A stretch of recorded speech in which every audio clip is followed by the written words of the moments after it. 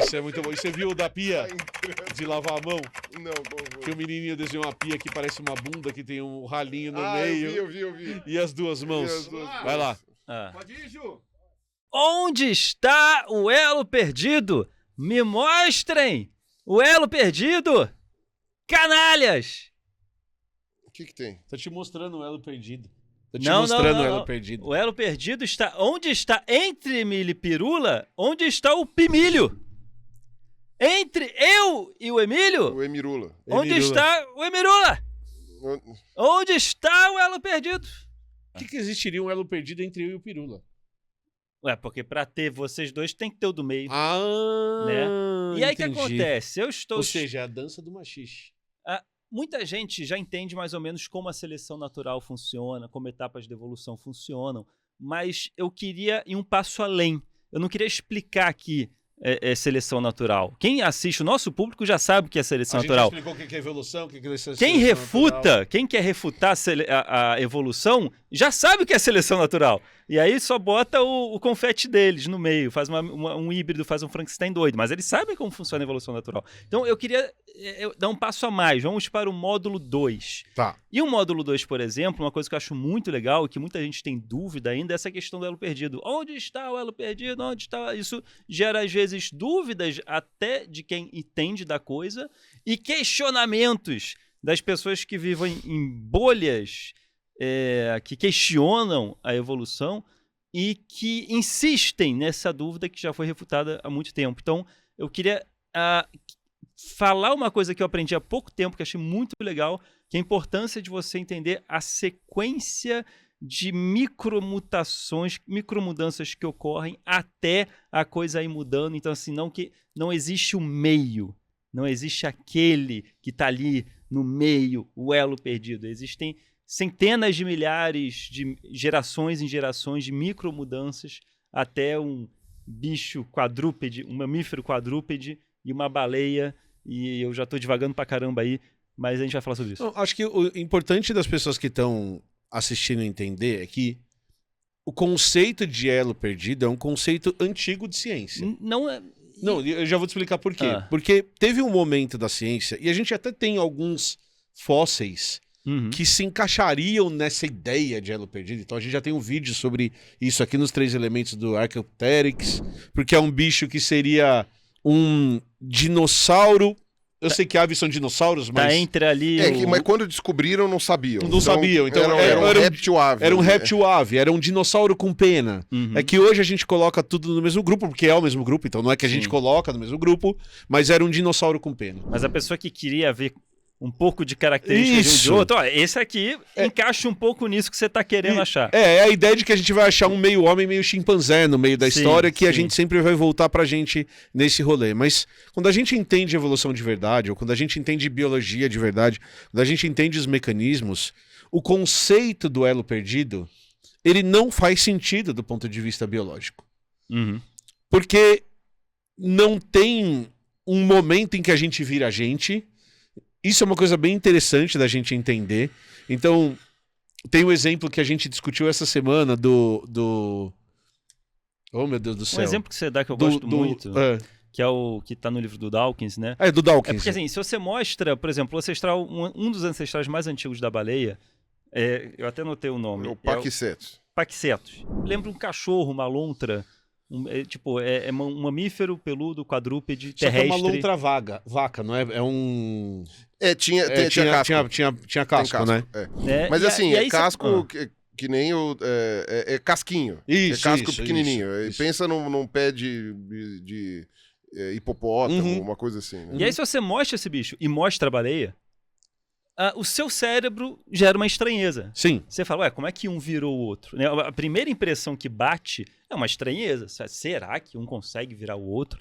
Né? Mas a gente só tem essa estranheza quando a gente não entende o conceito que eu quero mostrar aqui agora para vocês. Uhum. Que é esse conceito a longo prazo, as micromudanças a longo prazo. Uhum.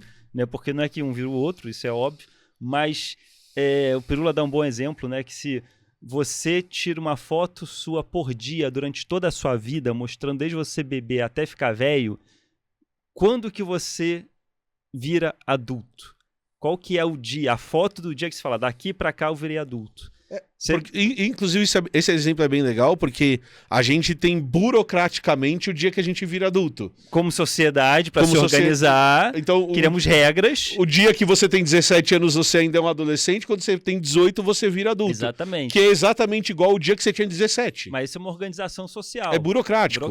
Não é biológico. Mas biologicamente falando, né? Me fala. Esse dia não existe. Esse dia não existe. Você conhece uns adolescentes de 40 anos? E você não percebe, aí se você pega 3 fotinhos de você, sei lá, com 10 anos de idade, você fala, 3 dias, né? Dia 1, dia 2, dia 3. Você fala, não mudou nada aqui. Se você pegar 3 fotinhos de você com 80 anos, você fala, não mudou nada aqui. Mas se mostra você com 10, você com 80, você fala, uou, quanta mudança. A evolução é exatamente a mesma coisa. A ponto de várias pessoas até questionarem que seja a mesma pessoa. Isso. Você sabe que é a mesma pessoa porque a galera não fica questionando quando você mostra uma foto de criança e você fala, ó, esse daqui sou eu. Né? Às vezes você tem uma característica muito evidente, sei lá, uma pinta, um formato de nariz muito particular que você consegue identificar, mas caso contrário, você está acreditando naquela pessoa que apresentou a foto. Sim. Né? Eu estou fazendo um paralelo porque quando a gente está falando de evolução, o pessoal às vezes fica questionando também. Ah, mas como é que você sabe? Não sei o quê. Eu sei porque a gente estuda, porque se não soubesse a gente ia falar não sei. E se você for fazer essa linha do Paxetos, tipo, é importante lembrar que são 50 milhões de anos que separam um e outro, com vários momentos, várias mudanças climáticas, vários acontecimentos, vários predadores que foi fazendo micro mudanças com o passar de muitas eras geológicas. Então, assim, é a mesma coisa. Se você pegar, sei lá, centenas de anos, 1000 anos, talvez não tenha mudado nada a imagem do Paxetos. Ou melhor, talvez a gente que está olhando não perceba a diferença da imagem do Paxetos. E se pegar a baleia agora, jogar para 1000 anos atrás, talvez você não veja muita diferença também da baleia. Sabe? Mas se você bota 50 milhões de anos e se você for acompanhando com o olhar de 3 em 3, você não vai ver diferença. Mas quando você vê, se afasta cada vez mais, cada vez mais, cada vez mais, aí você pega um de uma ponta, outro de outra ponta, você, olha, ficou diferente. Isso é uma coisa que a nossa intuição não mostra isso. Né? A gente tem dificuldade de compreender essa sequência de imagens de milhões de anos até um chegar no outro. E quando a gente cria uma espécie diferente, é que nem essa coisa da gente... Voltando para o exemplo da fotografia, que a gente tem que se organizar como sociedade, então para uma organização social a gente coloca, não, a partir daqui 18 anos, então ser adulto, tem que tirar uma 3x4, botar na identidade. A gente faz a mesma coisa na biologia aqui, tá, a gente tem que dar nomes e colocá-los em caixas, em sacos, então ó, aqui tira uma foto dele, é uma espécie. Isso. Aqui é outra espécie. Isso. Mas isso é uma criação nossa. Biologicamente é como se fosse o mesmo bicho o tempo todo. Sempre foi o mesmo ser vivo. A gente que resolve, depois de eles ficarem muito diferentes, resolver catalogá-los. Vamos dar outro nome para essa aqui para a gente se organizar. E é uma coisa interessante, a gente só consegue fazer isso porque nós não temos os intermediários. Né? Tem uns exemplos que o Mayr mesmo tinha falado, o Ernest Mayr, que era um biólogo muito famoso do século passado, que ele falava das espécies em anel. Então ele comentava, por exemplo, da gaivota do Ártico, que assim, você tem na Inglaterra 2 tipos de gaivota, né? Nós conhecemos elas quando fomos para lá. E essas 2 espécies de gaivota são 2 espécies diferentes, elas não hibridizam. Só que se você der a volta no Ártico, você vai para Noruega, aí você vai para Rússia, para Finlândia, aí você vai para Rússia, aí você dá a volta na Sibéria, chega no Alasca, dá a volta para América do Norte toda, para o Canadá, Groenlândia, Islândia, volta para Inglaterra, você vê a outra espécie. Então, tipo, você tem as 2 espécies conectadas por todos os intermediários dando a volta e nesses intermediários está todo mundo interagindo, reproduzindo e tá tudo ok. Só que era que chega na ponta, não acontece nada. Então você só consegue separar em 2 espécies na Inglaterra.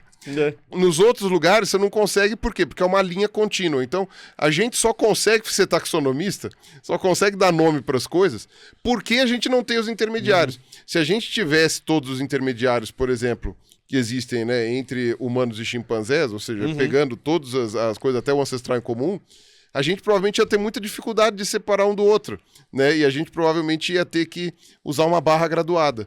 Espécie não ia ser um nome. Ia ser tipo como se fosse um termômetro. Ah, não, aqui você tá chegando em outra espécie, aqui você tá voltando para outra espécie. Imagina, por exemplo, tem esse exemplo que o Pirula deu, que é essa evolução em anel, mas isso acontece na Mata Atlântica no Brasil. Então você pega o litoral brasileiro, tem uma fisionomia de vegetação chamada de Mata Atlântica, inclusive, que é muito diferente de uma ponta para outra. Se eu pegar a Mata Atlântica do Nordeste e a Mata Atlântica do Sudeste, elas são parecidas, elas têm características gerais parecidas, mas tem espécies diferentes. E tem um trabalho... E dentro do Sudeste, por exemplo... Tem variação pra cacete. O que tá na altitude, lá na Mantiqueira, é totalmente diferente do que tá no pé do mar ali. E se você vem pro centro do estado de São Paulo, a mesma coisa. A Mata Atlântica, ela vai mudando. Mas imagina o seguinte, tem um trabalho do professor da Unicamp que mostra isso no Brasil com borboletas. Você pega uma espécie de borboleta aqui em São Paulo e você vai acompanhando pelo litoral e todas as borboletas que estão nesse caminho, elas interagem entre si e vão se reproduzindo. Só que a hora que você pega a borboleta do Sudeste e a borboleta do Nordeste e coloca juntas, elas não interagem, elas não se reproduzem. Então, no caminho inteiro, você tem esse contínuo do mesmo jeito que você tem com a gaivota, pelo litoral inteiro. Então, se eu pegar uma de Ubatuba e uma de Santos, elas se reproduzem. Se eu pegar uma de Ubatuba e do Rio, é um pouquinho mais difícil, mas elas se reproduzem. Se eu pegar uma de Ubatuba e uma de Fortaleza, elas são muito parecidas, mas elas não se reproduzem mais nesse contínuo. Então, a gente está vendo o contínuo, só que ao invés de falar de tempo, a gente está falando de espaço. A gente está falando de distância. De distância. E é a mesma coisa, é o mesmo conceito, a mesma lógica, só que com distâncias. E aí o que eu queria comentar, complementando, é que eu vejo duas explicações para esse fenômeno que você está falando, essa busca pelo elo perdido. A primeira é a falha do registro fóssil. Então, isso é esperado. É esperado que a gente não... Fossilização é um processo tão raro. Não é todo osso que vira fóssil. Não, é muito raro. A porcentagem deve ser baixíssima. Consideram... O pessoal faz cálculo de 1%. De 1%. Não, e outra, não são todos os seres vivos que fossilizam igual. Perfeito. Né? Então, por exemplo, o molusco, que tem concha... É muito fácil de achar fóssil. Tem bastante registro. Por exemplo, o molusco bentônico, que vive no assoalho oceânico, é mais fácil ainda. Porque morre já enterrado. Já tá no lugar certo. Então, tipo, não só tem uma estrutura fácil de fossilizar, como já vive num ambiente que você fossiliza fácil. Agora, por exemplo, animais que têm ossos muito delicados. Ou adelídeos, ou invertebrados. Invertebrado, por exemplo, fóssil de polvo. Esquece. Fóssil de polvo é dificílimo de ter. Não é que não existe, mas é muito difícil de ter. Fóssil de água-viva. É um troço super complicado. E existe também, mas é raro. Por quê? Porque são animais que não têm estruturas duras, que são fáceis de fossilizar. Plantas, mesma coisa. É mais fácil você achar fóssil de madeira, por exemplo, de árvore, do que achar um fóssil de uma flor. É uma coisa muito mais complicada, né? Então, não só você tem um recorte de áreas em que são propícios para formar fósseis. Tem essa também, né? Tem área que não forma fóssil. Tem área que não forma fóssil, tem momentos da idade da Terra em que a mesma área forma fóssil e ela não forma mais. E o fóssil tem que chegar até nós. Também. Porque ele pode ser destroçado nesse meio do caminho, né? Então, o fóssil que se formou há 60 milhões de anos, pode ser que 20 milhões de anos depois ele seja destruído e ele não chega até a gente. Então, você ainda tem essa questão. E, ainda por cima... não são os mesmos grupos de seres vivos que fossilizam com a mesma probabilidade. Então, é mais fácil você achar, por exemplo, tem estudos bem interessantes sobre saurópodes, né? Saurópodes, aqueles dinossauros com pescoção, não sei o quê, que tinham um corpo muito paquidérmico, né? Então, era um corpo redondo, com ossos muito grandes, pesados, né? Fêmur, húmero, essas coisas assim, e uma cabecinha minúscula na ponta, né? Por uma questão de preservação, a gente acha muito pouca cabeça. E você pergunta, por que acha pouca cabeça? Porque o centro de peso do bicho é aonde? Onde está o barril. Abdômen, aquele barril ali, né? Que tem os membros, né? Que são ossos mais densos, ossos maiores, mais pesados, e que estão numa região do corpo do bicho que é mais pesada. Aí, ploft, o bicho morre. Aquela parte ali afunda mais facilmente. Vai vindo os decompositores, o pessoal, não sei o que lá, vai destroncando tudo aquele bicho lá, o sol, as bactérias e tal, e aquilo vai desmontando, e costela, que é pesado, vértebra, húmero, osso, ossos longos, tal, não sei o que, vai tudo afundando por ali. A cabeça sai flutuando. A cabeça, ela é a primeira coisa que solta, ela é pequena. Primeira chuva que dá mais um córrego. Ela é ali. fina, Frágil. tem ossos mais delicados. Ponta de Leva a rabo, cabeça. mesma coisa. Ponta de rabo você também quase não acha. Então, quer dizer, a menos que o bicho morra embolado. Mas existem, obviamente. E olha que louco, você tem o oposto também. Você tem o caso das cabeças fossilizadas sem corpo. Porque aquilo soltou a cabeça foi para algum canto. Que fossilizou e o Fossilizou corpo a cabeça e a gente qual o corpo do bicho? Você não sabe.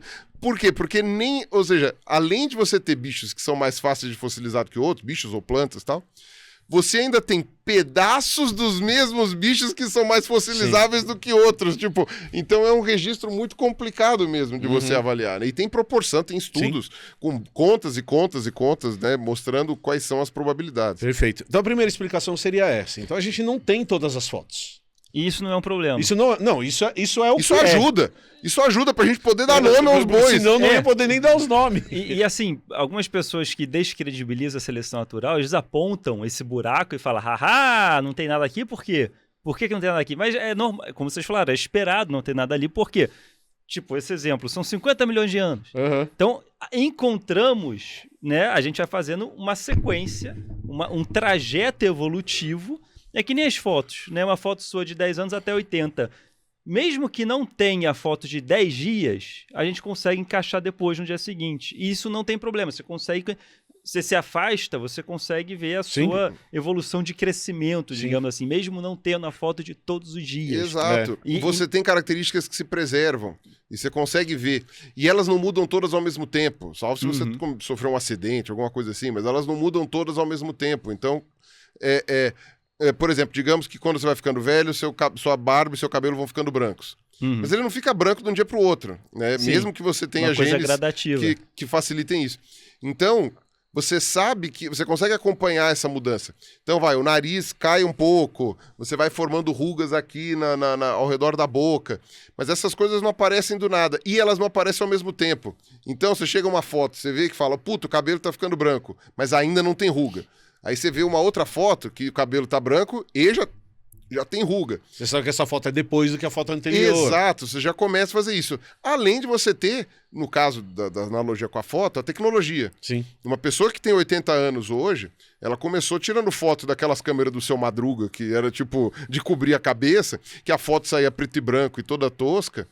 Passou pela câmera de filme, passou pela Polaroid, passou pela digital ruim. Pela aquela digital que você punha o disquete encaixado, passou depois pelaquela Cybershot até chegar nos melhores celulares. Então, pela qualidade da foto, você também já sabe mais ou menos quando ela foi tirada. Né? Claro, hoje você tem inteligência artificial que melhora as fotos, mas vamos pegar que você tem as fotos na mão mesmo. Então isso é uma coisa interessante, porque a gente pode fazer uma analogia com a datação. Né, com a datação radioisotópica, que você tem como saber qual é a idade da rocha, né? No caso da foto, usando lógica de tecnologia, sabendo como foi a evolução da tecnologia, e no caso das rochas, sabendo como foi a evolução das rochas e contando o átomo, né? Sim. Que obviamente que ninguém conta o átomo em um por um, você coloca numa máquina gigantesca chamada espectrômetro de massa e ele vai pesar os átomos e fazer essa contagem. Então, é uma coisa bem interessante. Então, no trajeto evolutivo, ter buracos não atrapalha em nada. A gente vê o trajeto evolutivo daquela espécie. Mas tem duas coisas, então. Tem mais duas coisas que eu queria falar. E a outra coisa é tempo. Você traz um dado que eu acho que é muito legal. Então, entre o primeiro bicho que chama como? O Paquicetus. Paquicetus. E as baleias atuais, eu tenho 50 milhões de anos. E o seu cérebro, o meu cérebro, o cérebro do Pirula, não conseguem conceber o que são 50 milhões de anos. Por quê? Porque uma vida humana média, hoje em dia, dura entre 75 e 80 anos, na maior parte do mundo. A escala de tempo é tão bizarra, quando eu estou falando de 50, 100, 1 bilhão de anos, que a gente não consegue entender. É difícil você mensurar o que está acontecendo. Então você fala assim, ó, eu não estou zoando, falar 50 milhões de anos ou 50 mil anos, eu sei que 50 milhões de anos são mais do que 50 mil anos. Mas quanto maior vai ficando esse número, mais difícil fica para eu dimensionar essa diferença entre as coisas. Então as pessoas que começam a estudar evolução, começam a entender isso, não conseguem perceber que 50 milhões de anos é tempo para caralho. Arrudo. Que aliás é muito tempo. Que aliás é aquela crítica que eu tenho quando vem alguma pessoa e fala, eu queria viver pra sempre. Eu falei, você não tem noção do que você tá falando. Do que é o pra sempre. Você não sabe o que você tá falando, Exato. Eu já mudei essa ideia. Sabe, pra sempre não são mais 100 anos. 500 anos tá bom. Não, 500 anos é suave. Agora, imagina viver 50 milhões de anos, mano. Não, é bizarro. E é justamente por isso. Você não consegue conviver consigo mesmo. Eu tenho 45 e já não consigo. A minha cabeça, às vezes, me pega meio pesado. Só que olha que louco como a ciência funciona e como o que a gente descobriu é tão impressionante. Eu pego uma baleia e pego esse bicho que eu não vou conseguir lembrar o nome e eu falo assim, esses caras são relacionados. Só que o cérebro humano e a ciência é tão legal que eu consigo criar modelos e consigo prever, e aqui olha o plot twist, prever os elos perdidos. Consigo prever que para esse bicho aqui existir, nesse caminho... Você achou eu achei o primeiro lá atrás. O primeiro lá atrás. Achou que tá agora. Aí eu olho e falo assim, pra esse cara acontecer, tem que ter um aqui no meio que diminuiu a perna. Que é um exemplo bom? Que o focinho foi pra trás. Tem que ter um cara... Não sabe, focinho, a narina, o buraco da baleia que ela esguicha é o nariz. É o nariz dela. Então, esse bicho, por incrível que pareça, o nariz foi... Então, e aí, assim, a gente levanta uma hipótese. Então, o que eu falo assim, esse bicho aqui tinha o nariz aqui, esse bicho tem o nariz aqui. Então, se a nossa ideia, se a nossa hipótese de que a evolução aconteceu e mudou esses bichos está certa, eu tenho que achar um crânio com essas características em que o nariz está no meio do caminho. Cara, que louco isso, né? E o que é mais foda da ciência, pra você que é o negacionista, eu tô olhando pra câmera mesmo, é que a gente acha esses crânios. Tudo bem. Poderia, e se a gente não achasse, isso não quer dizer não que a muda gente nada. está errado. Mas a gente acha. A gente acha que vai achar ainda. E digo mais, é difícil, mas é possível inclusive fazer uma busca ativa por eles. Sem dúvida. Porque você pode procurar rochas que a gente sabe a idade e regiões geográficas em que a gente consegue imaginar que esteja proximidade. O pessoal fez isso, porque assim, bicho que nada é meio complicado por causa da onde eles vão. Mas, por exemplo, bicho de água doce, né? Bicho de oceano que eu tava falando, mas bicho de água doce, bicho terrestre é um pouco mais fácil de você prever. O pessoal fez isso com peixe que saiu da água, os primeiros anfíbios. O pessoal fez isso, porque os caras encontram principalmente na Groenlândia. E eles falam assim, é ali, norte do Canadá, Groenlândia... Se a gente acerta, a gente tem que achar o bicho ali. Todo aquele pedaço que o Trump quer ali. Você consegue procurar ali, por quê? Porque achou um, aí achou o outro e fala, cara, a gente tem que achar uma rocha num nível intermediário ali, com uma data mais ou menos intermediária. Perfeito. A gente sabe que tem um derramamento de vulcão aqui, então tem que ser abaixo desse derramamento. Aí a gente vai achar esse cara ali. A gente, se for pra achar, porque pode não achar. Claro. Se for pra achar, ele deve estar por aqui. É uma preditibilidade que você faz. É uma hipótese que você levanta com preditibilidade. E assim... Você vai lá e acha. Até o momento a gente tem achado, né? E o que é mais louco, você pega esse bicho aqui, 50 milhões. É um exemplo hipotético, não é um exemplo real que eu tô dando. Aí eu pego o bicho hoje, 50 milhões. O nariz tem que sair daqui e vir pra cá. Aí eu acho esse cara aqui, ó. Que o nariz tá no meio do caminho. Que tem 30 milhões. Aí eu dato a rocha e dá 30 milhões. Ou seja... Bate! Não bate porque eu achei que era 30 bilhões de anos, mas bate que é depois de 50. Sim. Então, você vai contando pedaços da história que você vai falando, olha, realmente, o caminho previsto para que, se a gente tiver certo, eu não estou partindo do princípio que eu estou certo, mas ele vai confirmando e vai acrescentando cada vez. É uma previsão baseada nos dados que estão sendo encontrados e eles vão batendo. E eles vão batendo. Isso quer dizer que a chance de eu estar correto no mecanismo que eu estou descrevendo vai aumentando cada vez mais conforme eu vou preenchendo essas lacunas.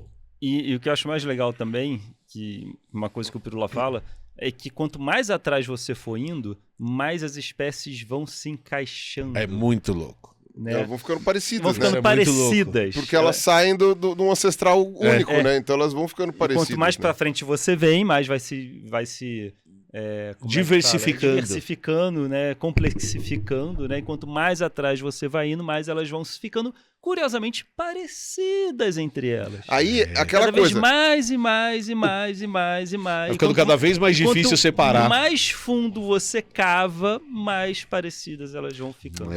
E tem uma coisa, e aí voltando a falar de elo perdido, isso é importante de falar, porque o pessoal que assiste aqui, entre eles também tem o pessoal da área, né? Então, tenho que manter minha... como é que se fala? Sua carteirinha de zoólogo. Exato, eu não posso decepcionar a classe. Vou entrar num aspecto pesado aqui. Calma aí, então eu preciso te falar uma coisa que não muda. Já sei. O conforto que eu sinto usando as camisetas da Insider Store, Carlos Ruas. Isso não muda nunca. Não muda nunca. Não muda se nunca. mudar, piora. Se mudar, piora. É a prova de evolução. É a prova de que a evolução está certa. É essa gostosura que estou sentindo nesse dia quente aqui em São Paulo com a minha camiseta da Insider. Estamos todos de Insider. Carlos Ruas, belíssimo com a sua camiseta azul. Maravilhoso. Tá muito bonito, inclusive, esse tom de cor. É petróleo. É azul petróleo. Estamos usando roupas de baixo. Porque eu não posso afirmar que se estamos de cueca ou de calcinha. Isso cabe a cada um. Mas o que eu sei é que tanto cueca quanto calcinha, sutiãs, roupas de banho, casaco, calça são deliciosos de usar e que você pode comprar os produtos da Insider com o link que está aqui embaixo. Então aproveita a oportunidade porque o nosso link te dá 12% de desconto e se tiver algum desconto adicional na loja desse momento, você vai receber descontos cumulativos. Então, tem um desconto em um produto. E clicou no nosso link, vai ter mais desconto ainda, clicando aqui embaixo, certo? É impressionante. Certo. Somos usuários da Insider, então compra esses produtos. E lembrando que se você clicar no link aqui embaixo, fazer uma compra, ou só de clicar no link, você já ajuda os 3 elementos a continuarem produzindo conteúdo. Vocês gostam da gente, né? Vocês gostam da gente. Aí, mesmo quem é hater gosta da gente. Clica aí. E outra, se é hater, olha que você legal. não gosta da gente, que você tá assistindo. Não, e olha só, se você é hater, nós estamos dando uma promoção pra vocês. É isso aí. Olha só, vocês podem comprar aqui embaixo, vocês ajudam a gente, mas nós estamos ajudando você também. E se você nos odeia, deixa o comentário. Isso. E deixa o joinha pra baixo. Deixa o joinha pra baixo e deixa o comentário. Pode colocar. Mas, por favor, desculpa te Então, interromper. ia falar uma coisa que é um... O Paquicetus não é o ancestral da baleia. Que reviravolta, que plot twist. Um plot twist. O Pirula, na Plot verdade. twist encarpado. Ou pior, ou melhor, né? Na verdade, ou melhor. A gente não pode afirmar que ele é o ancestral da baleia. Essa é a pegadinha da biologia. Essa é a pegadinha da biologia. A gente não tem como saber, num registro fóssil, a descendência de indivíduos. Claro. E provar a descendência de linhagens é muito complicado, a menos que a gente esteja falando de linhagens muito recentes. Por exemplo, a gente tem pouca dúvida de que o Homo sapiens veio do Homo heidelbergensis, que veio do Homo erectus. Mas por quê? Porque a gente tem a cadeia quase completa de crânios. A gente tem assim, tipo, sabe, não existe elo perdido, são todos achados. Tá, né? tudo descrito. Você tem tudo bem documentado, a ponto de você começar a ter aquela coisa de você não sabe mais se é um se é outro. É tão parecido assim, que você fala, é o mesmo. Isto aqui é um Homo erectus ou é um heidelbergensis? Tipo, pega o paquímetro, mede crânio, faz não sei o quê, vai no 3D lá no coisa, tira a deformidade pra ver se ele fala, tá, é um Homo erectus. E vai ter congresso que a pessoa vai discordar. Não é porque a ciência não sabe o que tá falando. É justamente porque a evolução é verdade que a gente tem esta dúvida. A gente tem essa dúvida o esperado. É o esperado. Você chega no meio do caminho ali, em que um tá virando o outro, sendo que, na verdade, o Homo erectus já está... Se você pega o primeiro... Eles o Homo vivem meio juntos. Não, exato. Não, e outra, se você pega o Homo erectus mais antigo que tem e o Homo erectus mais recente, eles são mais diferentes entre si do que o Homo erectus mais recente é do Homo heidelbergensis, porque a gente estabeleceu que nesse intervalo é Homo erectus. Pode não ser. Inclusive. A gente tem... Não é totalmente arbitrário, senão os antropólogos vão te xingar. Não é arbitrariamente Você tem nesse características sentido. Mas não é isso que eu quero dizer. O que eu quero dizer é aquilo que eu sempre vou repetir aqui nos 3 elementos.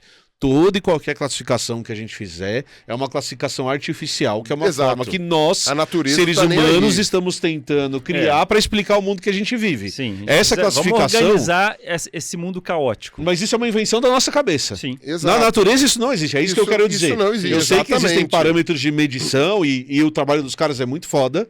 Eu nunca vou diminuir o trabalho de ninguém, mas assim, no final das contas, é só a gente criando caixinha para tentar explicar o mundo. Exatamente, e para poder entender essa sequência. Claro. E essa sequência sequência, é uma árvore. Então, por exemplo, quando o Homo erectus deu origem ao Homo heidelbergensis, e nesse caso a gente pode afirmar isso, o Homo erectus não deixou de existir. Então ele continuou existindo concomitante, porque foi só em uma região da África que ele deu origem ao heidelbergensis, né? Ou da Europa, enfim, pergunte-se onde que possa ter sido, porque aí tem o Neandertal na Europa e tal, mas enfim. Tá vivendo junto. Mas o Homo erectus continuou vivendo, não no planeta todo, mas em lugares e tal. Por isso que a gente tem hoje características tão diferentes entre as espécies que a gente convive, né? Então, isso é uma coisa muito interessante. E é por isso que a gente tem dificuldade de afirmar isto aqui é um elo perdido. Esse cara Esse é o ancestral, né? Porque tecnicamente quando você fala elo perdido, meio que você está querendo dizer qual é o ancestral em comum, alguma coisa assim. É difícil você afirmar, porque você não sabe se aquele é o ancestral em comum, se aquele lá é o primo dele, se aquele lá é o tio-avô, se aquele lá é de uma linhagem próxima. Você não tem como saber. Porém, ao invés de fulanizar, falar fulano é o ancestral, fulano é não sei quem, você pode falar fulano tem características ancestrais ou características derivadas. Tipo, aí você tira daquela coisa e fala assim, vamos pegar por característica. Você não individualiza. Por quê? Vamos dar um exemplo que o pessoal consegue entender. Tubarão. Tubarão surge...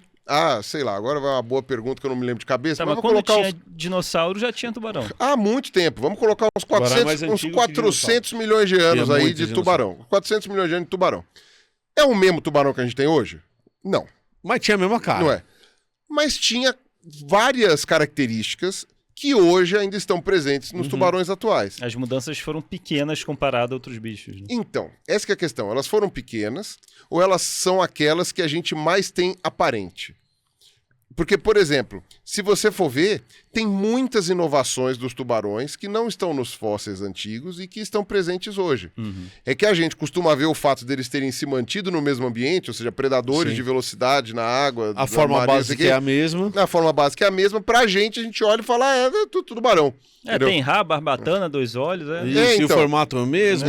Aquela coisa, o focinhão. Só que quando você vai observar, você vê que tem muitas inovações na linhagem dos tubarões. Tanto é que você tem uma cacetada de pessoas especializadas em tubarão. Você tem mais de 600 espécies de tubarão. Você consegue ver tubarão e raia, né? Enfim, você consegue ver todas essas divisões mostrando que há uma especialização muito grande entre eles. Mas algumas características, como por exemplo, o tipo de fenda, né, e a maneira como elas são cobertas aqui, né, da quantidade mesmo de fendas, a parte das estruturas aqui, dos arcos branquiais, tal, não sei o quê, tudo isso são características antigas. Então, é um conjunto de características antigas e novas. Aí você pega um crocodilo. Crocodilo tem um monte de características muito novas, se você for comparar com o tubarão. Sim. Mas muito novas. Vieram muito depois. Por exemplo, ele já não tem brânquias. Não, o crocodilo tem pulmões, não sei o que não é melhor do que a brânquia. Só é mais adaptado para respirar na terra, né? Um bicho com brânquias na terra meio que não consegue fazer muita coisa. Então, o crocodilo tem isso. Só que se você compara crocodilos com o grupo irmão mais próximo deles, que são as aves, os crocodilos retêm muitas características mais antigas, como, por exemplo, o tipo de dente, a maneira como a dentição se comporta, o corpo, o revestimento do corpo, de escamas, etc. A locomoção quadrúpede com 4 patas muito parecidas, né? As aves têm as patas dianteiras muito diferentes das patas traseiras. Então, quando você vai vendo essas comparações, você vai vendo que tem uma mescla de características antigas e de características novas. Entende? Então, agora, tem algumas estruturas ósseas, por exemplo, que as aves têm, que são mais antigas do que algumas estruturas dos crocodilos. É que tá mais mascarado, são coisas que você precisa dar uma olhada para conseguir ver. Então, é mais fácil você trabalhar, mais fácil não, é mais acurado você trabalhar com características do que com indivíduos. Perfeito. A gente não sabe se o Paquicetus, ele pode ser o ancestral das baleias, pode ser que seja, mas a gente não tem como afirmar isso. Então, mas a gente sabe que o Paquicetus, ele é antigo o suficiente e tem características antigas o suficiente para a gente conseguir afirmar de que o ancestral das baleias provavelmente era muito parecido com ele. Muito parecido com o Paquicetus. E que a gente consegue, então, fazer uma gradação dos... Como é que se fala? Dos estágios de transformação dos caracteres. A palavra transformação é muito importante quando você estuda evolução, porque uma coisa se transforma em outra. Então, os processos de transformação das características. A narina migrando por teto da cabeça é um exemplo. Você tem estágios de transformação, ou seja, o caractere está aqui, vai para cá, vai para cá. Os dedos se juntando cada vez mais, a hiperfalangia, né? Ou seja, o aumento das falanges e toda aquela coisa para formar uma nadadeira, aquilo ali são estágios de transformação dos caracteres que vão se mostrando. E você vê isso no registro fóssil. Né? Tem um bicho que é muito legal, eu gosto do nome dele. Ele é um pouco mais recente que o Paquicetus, que é o Ambulocetus. Eu adoro o Ambulocetus, por quê? Porque quem deu esse nome é genial, cara. O nome já é da hora. Então, cetus é baleia, né? É o cetáceo, né? Quetus, né, no caso. Ambulo é tipo de ambulante, que anda. Então é a baleia ambulante. Baleia que anda. A baleia que anda. O Ambulocetus, cara, eu acho esse nome genial, né? Porque você tem ali a demonstração, ele é um pouco mais derivado que o Paquicetus, então ele já tem um formato corpóreo mais adaptado para natação, mas ele já era um bicho meio lontrão. Ele devia ficar na terra um pouco, aí nadava. Exatamente, ele era meio anfíbiozinho. Então, é muito legal você ver esse estágio. O Ambulocetus pode não ser o ancestral da baleia. Mas era algo muito parecido com aquilo. Mas ele tem características que demonstram que, naquela época, existiam animais com essas características que, sei lá, em quanto que eles ocupavam de área, né? Ocupava toda a costa da África, X. Cara, cada um evoluiu de um jeito diferente e alguns deles deram origem a baleias. Perfeito. Então, isso é uma coisa muito interessante. Então, o conceito do elo perdido ele é errado em vários aspectos. Uma, porque tudo é um elo. Todo mundo é um elo. Meu pai é um elo entre eu e meu avô. Claro. Acabou, entendeu? E minha avó também, né? Minha mãe é um elo entre eu e os meus avós e tal. Sim. Segundo, que é a terminologia perdido. O que você quer dizer com perdido? Tipo, nossa, a gente não sabe. Cara, se for uma evolução humana, por exemplo, tem nada perdido. Tá tudo achado ali. Você tem praticamente tudo montadinho ali, com sequência temporal tudo certinho. A parte arqueológica também, de ferramentas, de construção. Tá tudo ali, cara. Você consegue ver, né? É errado enfileirar um atrás do outro. Porque a gente sabe que a evolução é uma árvore, né? Porque você tem populações que vão se diferenciando. Mas, ao mesmo tempo, as características estão mudando. Se você enfileira de um Australopithecus até um humano atual, você vê que quanto mais recente é aquele hominíneo, mais o crânio dele vai aumentando, e mais a testa dele vai surgindo, mais o queixo dele vai formando. Você consegue ver todas as características ali. Então, tipo, que perdido? Sim. Perdido da onde? Sabe? Tá ali. Já acharam faz tempo. Então, vê se eu faria uma boa analogia. Se eu dissesse que... Eu não sei se essa analogia é boa ainda, mas... Digamos que se encontrasse 3 fósseis. Né? O Paquicetus, a baleia e... O Ambulocetus. E o Ambulocetus. Alguém que estava ali no meio em algum lugar desses 500 milhões de anos. Achou 3. E aí chego para alguém e falo, qual que é o elo perdido? Aí a pessoa, o do meio. O do meio é o elo perdido. É o perdido entre os legal. pontos. 50 anos se passam, novas escavações são feitas e agora acharam 10 fósseis. Né? Isso é bem comum, aliás, de acontecer. Aí, aquele que você falou que era do meio, que era o perdido, andou. Ele foi mais pra cedo e aí você achou um monte de saiu da ordem. Não, peraí. Então tudo bem. Esse é o novo elo perdido. O que tá ali no meio do 10. Não tem como ter um meio do 10, né? Então pode ser 11. 11, pronto. Isso. Tem que ter um do meio. Assim, não, então esse é o elo perdido. 100 anos se passam, mais escavações são feitas, sei lá, 200 fósseis se acham que tem semelhanças, ancestralidade, fazendo esse trajeto evolutivo. Então, assim, nunca vai ter o do meio, nunca vai ter o elo perdido. O que tem uma trajetória evolutiva com micromudanças eternas. Você vai completando. Perfeito. Exato. E é isso que é uma coisa importante, porque aí você vai vendo, por exemplo, as características surgindo, né, e aparecendo, as transformações de características, e elas não aparecem todas ao mesmo tempo, e elas não aparecem em todos os grupos iguais, né? Então, às vezes você vai ter um bicho que você fala, pô, esse bicho tem uma inovação, mas ele tem algumas características que são mais antigas do que esse aqui, né? Ou esse bicho aqui, ele é muito mais primitivo, né, em várias características, mas ele é mais recente. Às vezes acontece. Tem um bicho que é até anterior ao Paquicetus, que o pessoal comenta, que é o Indorhius, né, o Indorhius, que ele é mais parecido ainda com um pequeno veado, alguma coisa assim, né, do que o Paquicetus, assim. Ele é mais ele provavelmente já estava começando a se alimentar de carne, mas enfim. E o Indorhius, ele é mais recente que o Paquicetus. Só que fazendo análises de estruturas anatômicas de maneira bem detalhada, a gente observa, que não vou ficar aqui contando, entra os ossos do ouvido, entra os ossinhos do calcanhar, aqueles que ninguém sabe o nome. Fazendo essa comparação, você vê, ele é mais recente, porém ele tem características mais antigas que indicam que o ancestral possivelmente se parecia mais com ele. E aí você fala, mas como é que pode ser mais recente, não sei o quê? E aí é coisa mais simples, então vamos voltar a falar de gerações. Eu conheci meus tios-avós. Não era para ter conhecido, porque afinal de contas eles vieram antes, né? Não, a gente convive. Crocodilos têm algumas características muito antigas e eles estão convivendo aqui. Até hoje. Tubarões têm características muito antigas. Nós temos características antigas que são inovações em relação... Por exemplo, o nosso revestimento, né, de pelos, ele é mais antigo que as penas.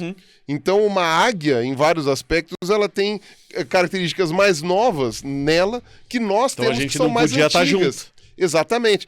Então, a gente não deveria estar convivendo no mesmo espaço. Então, faz sentido. Pelo virou pena? Não tem nada a ver. Escama virou pena. Escama virou pena. Escama e pena é a mesma coisa, na verdade. Não é. Porque existe a possibilidade de que não seja. Porque...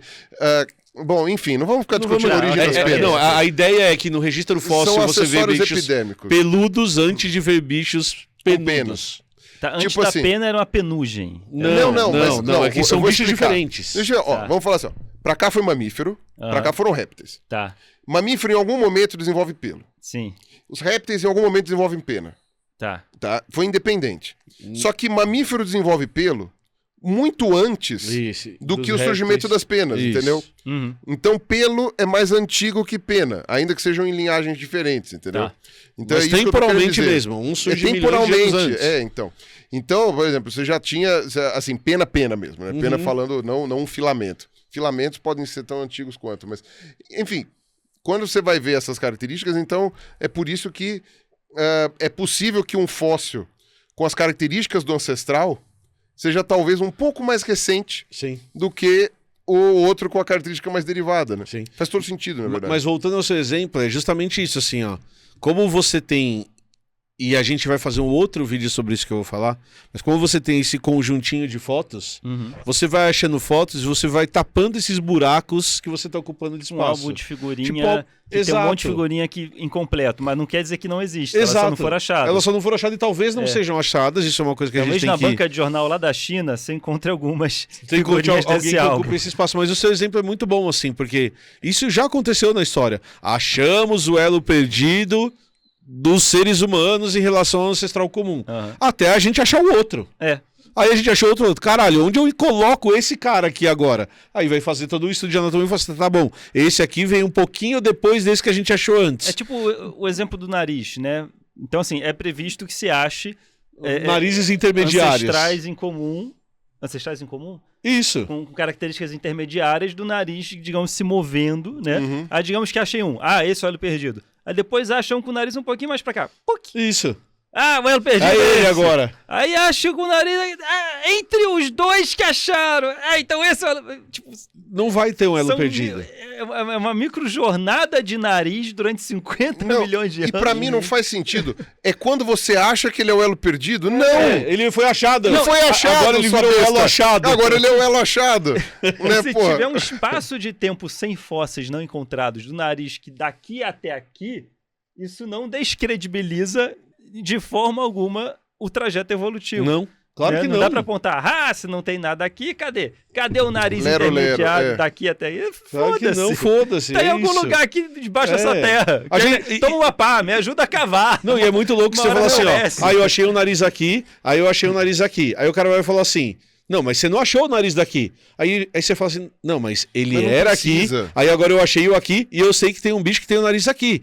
Cara, logicamente, eu espero que tenha existido esses caras que estão no meio, apesar de não ter achado ainda. E o fato de eu não ter achado não invalida o fato de que provavelmente esse bicho existiu. Não, a gente tá falando desse, mas de várias outras espécies que você encontra. Você encontra todos, você encontra o nariz passo a passo. O que é previsto de achar entre um e outro, você vai encontrando. A evolução humana é foda. E o Pirula já deu outro exemplo que a gente pode discutir aqui em outro programa. Evolução de cavalo é bizarro. A gente tem tudo. Então o cavalo apoiava em 5 dedos, depois só foi diminuindo, aí apoia em 3, apoia em 2, apoia em 1, apoia no dedo do meio, o dedo cresce e tal. O bicho era pequenininho, daí depois ele cresce. Tá flutuando, cara, e você acha tudo. E daqui a pouco tá flutuando vai diminuindo. 3, 2, 1, e aí você... 100 dedos! E aí você vai ver o registro fóssil, cara, você acha literalmente tudo que você espera pra achar nesse passo a passo que a gente tá discutindo. Todos os exemplos possíveis. E tem uma coisa interessante também a ser considerado, né? Que a evolução, ela também não precisa necessariamente trabalhar dessa forma. Então, às vezes, você pode, e de maneira indireta você descobre, por exemplo, perda de dentes em aves. Sim. A gente, tecnicamente, deveria ter, uma ave com muitos dentes, aí com menos dentes, dentes menores, e aí sem dentes. Só que aí você descobre que ter ou não ter dentes é uma questão de uma alteração genética. Então, às vezes, né, você nem precisa existir o intermediário. Às vezes, um gene suprimido desliga e faz aquilo. Às vezes, uma mutação já faz o negócio mudar, entendeu? Então, por exemplo, o pessoal estuda, por exemplo, a formação de asa de inseto, coisa. Quando você vai para artrópode é um troço até mais louco, né? Porque eles são canivetes suíços, né? Eles têm aquela, e muda, tipo, tem perninha, tem coisa, tem antena, tudo aquilo lá vai mudando. E, cara, às vezes com poucas mutações, você não precisa de intermediário. Sim. O intermediário não existe. Aí você fala, então como é que você sabe? Estudando genética. E aí aqui, você estuda genética, você descobre que fala, não, é por isso que a gente não acha o fóssil intermediário, porque, na verdade, não precisa do fóssil intermediário. Foi uma mudança genética que fez aquilo lá já passar de um para o outro. E aí entra a genética na história, porque a genética ajuda a somar com evidência. Exato. Porque vê se eu tô certo, porque a genética, ela deixa registros da nossa ancestralidade.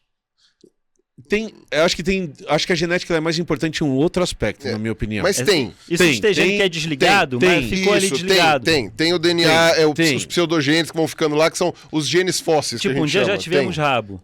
A gente ainda tem o gene do rabo? Tá lá. Apagado, tá desligado. Mas é que assim, o cuidado que a gente tem que tomar é, sim, tem. Okay. Você está certo, mas não tem tudo. Exato. Então a gente não consegue imaginar, por exemplo... Não vai até o peixe, Isso, que eu consigo desligar genes seus e ligar e vai nascer um peixe. Mas então, até um certo ponto ainda para algumas características tem. Mas eu acho que a genética ela tem um outro papel que, se a gente for contar essa história, a gente vai se estender demais. Acho que a gente pode deixar para um segundo momento, que é...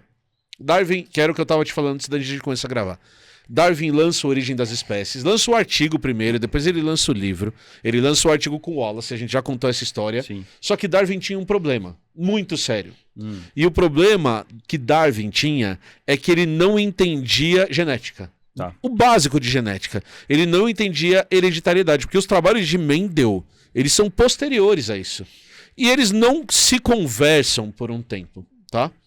São posteriores, eles são meio... São um pouquinho depois. Eles são meio contemporâneos. O problema é que eles não se encontravam. Isso, eles não se encontravam. O Mendel era um monge. Isso. E ele não saía muito lá. Ele era austríaco. Sim. Tipo, o Mendel sabia da existência do Darwin. O Darwin não sabia da existência do Mendel. Demorou para que as ideias se encontrassem na história, né? Ao ponto em que...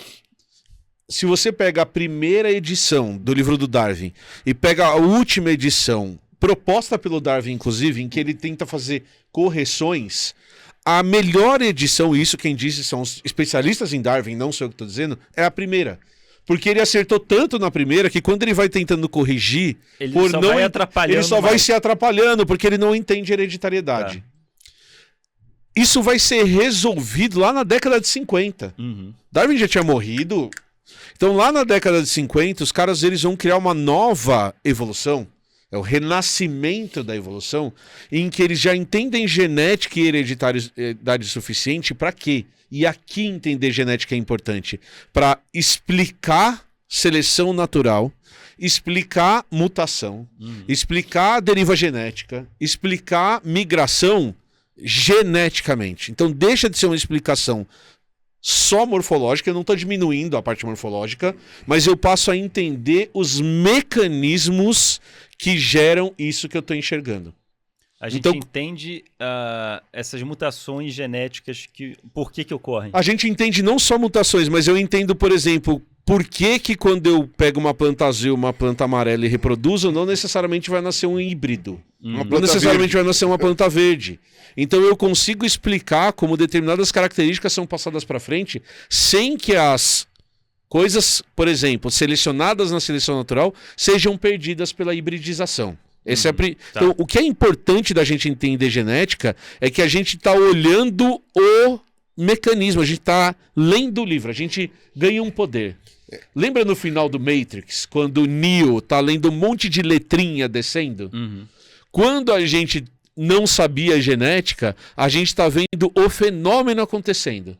Quando a gente entende genética, a gente vira o Neo, a gente vira as letrinhas. A gente vê o código da programação. O código da programação, e não só o código genético. A gente entende como esse código interage e como ele funciona. Demora um pouquinho mais, né? Porque isso daí demorou pra gente conseguir entender. Isso começa na síntese mas, da evolução. Por exemplo, nos anos 60, é muito interessante os estudos com drosófila, que é aquela mosquinha das frutas, né? Que dá em casa, porque, sei lá... O bicho mais estudado da história da humanidade. Você deixou uma banana apodrecendo e ela foi lá e colocou.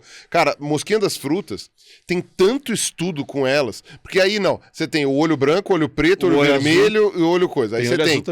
Tem olho azul? Não vi olho azul. Aí você tem... Com asa longa, asa curta, sem asa, tal, não sei o quê. Você consegue fazer e você sabe quais são os genes disponíveis ali, desde antes de você conseguir fazer um sequenciamento completo, né? Você usava só cariótipo, essas coisas todas, né? Correu gel. Então, você consegue fazer todas essas coisas para saber qual gene gera o quê. E é por isso que hoje a gente sabe que isso é uma das demonstrações de ancestralidade comum, mesmo que a gente não tenha os fósseis, que todos os animais, pelo menos, têm um ancestral em comum. Por quê? Porque os genes que montam os nossos corpos são os mesmos, estão nos mesmos lugares dentro do genoma e eles expressam as mesmas coisas. A diferença é que tem outros genes que vieram depois que vão dizer que a estrutura corpórea para um mamífero é dividir, não sei o que, põe 2 olhos, um nariz, papapá, 2 pernas, 2 braços, não sei o que. E para uma mosca são 6 pernas, 2 asas, 2 cabeças, o aparato bucal, o abdômen, etc. Tipo, mas são coisas acima. Os genes que a gente tem, que são os genes homeóticos, que a gente chama, que são aqueles que fazem a estrutura corpórea, esses são os mesmos. E não são só os mesmos, eles estão nos mesmos lugares. O gene que faz olho na mosca, que é um olho que não tem nada a ver com o nosso, absolutamente nada a ver com o nosso, é o mesmo fucking gene que faz o olho na gente. Só que ele tá no mesmo lugar, só que ele tá expresso de uma maneira diferente, com suas micro-alterações ali, que fazem com que a mosca tenha um olho composto, né, por pequenas câmaras, e a gente tenha um olho só, com uma câmara só. Perfeito. É bem louco isso. E pra gente terminar, eu vou colocar uma pulga atrás da sua orelha e a pulga atrás da orelha de quem tá assistindo. Ok. O que a gente descreveu, e você descreveu muito bem, é um negócio que ficou conhecido na biologia e depois foi apropriado por outras ciências, chamada de gradualismo. O que é o gradualismo? O gradualismo diz que as espécies mudam, então, que as espécies mudam a gente sabe, evolução é uma verdade, e evolução é mudança de frequência alérica numa população, e isso de uma geração para outra, isso acontece, e isso é um fato. Isso é um fato da ciência, tá? Evolução acontece. Se você que está assistindo acha que evolução é outra coisa, você está errado, porque quem define o que é evolução é uma ciência chamada biologia, e a biologia usa essa definição para o que é evolução. Eu não conheço ninguém que fica negando evolução, que tenha lido de cabo a rabo o Evolution do Mark Ridley. Só pra começar. Se você lê o Evolution do Mark Ridley, que é um livro classe, ele não é um livro para ultra especialistas. Não. Pega o Evolução, tem em português, não tá mais sendo publicado, então não sei o quê, mas tem em PDF, em só lugares que não vamos recomendar, mas enfim, lê de cabo a rabo. Se você questiona a evolução, Se você fala que é evolução, não sei o quê, então você tem que saber o que os cientistas dizem sobre a evolução. Esse livro nem é novo.